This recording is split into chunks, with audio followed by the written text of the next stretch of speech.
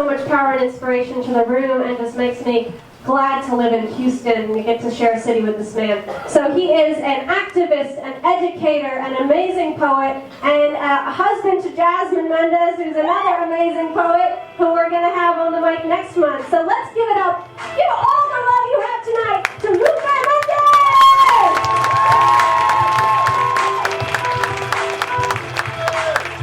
The mic stands a little tall. How's everybody doing tonight? All right. Thanks you guys for having me. I love the theme and the idea of everybody being a light to one another. So I start with a quote from San Martin de Porres. I'll say it in Spanish and translate to English before I hit the poem. Everybody ready for a little bit of poetry? Yeah. Oh, real quick, even though I can't see it, just actually now I can actually. How many teachers are in the room? I got a surprise for you, just hang on. How many of you hated your teachers? Raise your hand. Oh, not That's cool. How many of you loved your teachers? Not all of them. Y'all a bunch of liars. That's all right. Growing up in Catholic culture and being Latino, you grow up either roundabouts. If you're born on a particular day, it's probably a saint's day, patron day, and you got that name, or you were baptized on a certain individual's name. Being my name is Guadalupe, I was baptized on December 12th, but my actual patron saint is this gentleman, San Martin de Porres, an Afro-Latino friar from Lima, Peru. In Spanish, la compasión, mis queridos hermanos, es preferible a la limpieza. Recuerde que puedo limpiar mis sábanas fácilmente usando un poco de agua y jabón, pero ningún tormenta de lágrimas podría limpiar mi alma de la mancha que un acto de desafecto a un infeliz podría causar. In English, compassion, my dear brothers, is preferable to cleanliness. Reflect that with a little soap I could easily clean my bed sheets, but even with a torrent of tears I would never wash away from my soul the stain that my harshness toward the unfortunate around me would create. The idea then is to be a model, to get your hands in the dirt and to be around everyone. He said that when he was chastised by his fellow brothers for bringing in a homeless gentleman who was ill with the flu. And now the poem. I dedicate this piece to all the teachers in the room. I teach. I have to back up because this is a good one.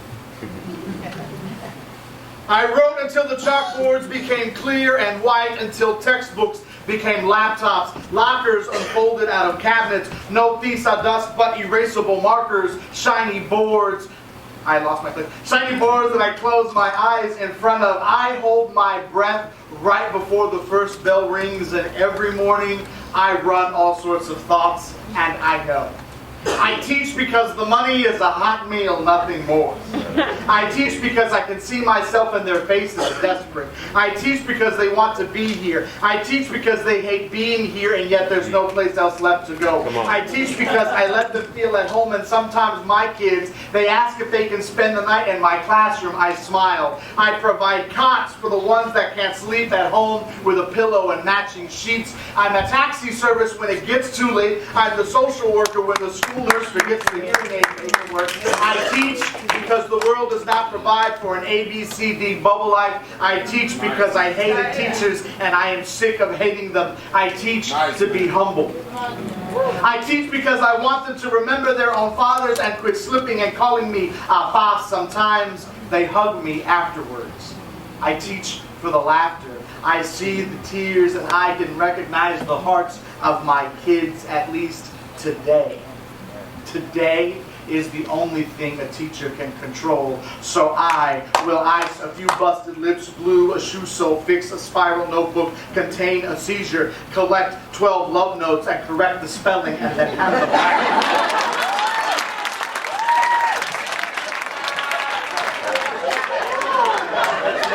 1,000. Organize 3 days of kickball, soccer, and red light, green light.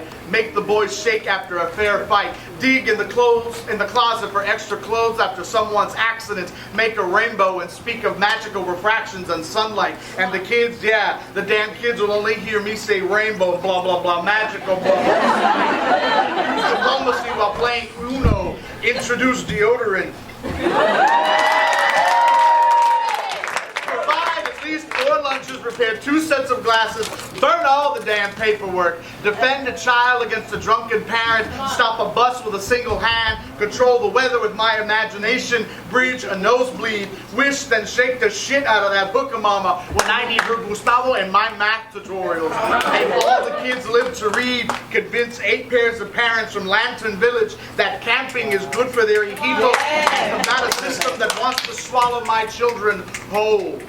You see, I save children every time I open my classroom door. So please just tell me, with your fancy job and your fancy things, just what the hell do you...